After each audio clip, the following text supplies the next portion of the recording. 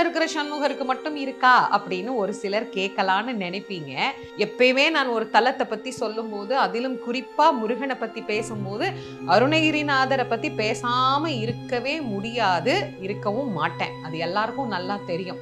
அதனால இந்த தலத்துல அருணகிரிநாத சுவாமிகள் வந்து முருகப்பெருமானை வழிபாடு செய்து சண்முகரை வழிபட்ட போது சிவபெருமானுடைய நடன தரிசனத்தை அருணகிரிநாதருக்கு முருகப்பெருமான் இங்குதான் காட்டி அருளினார். சண்முகர் அந்த நடராஜ கோலத்தை இன்னிக்கும் சிகப்பு சாத்துற போது முன்பக்கம் பார்த்தீங்கன்னா சண்முகராக இருப்பார், பின்பக்கம் பார்த்தீங்கன்னா நடராஜராக இருப்பார்.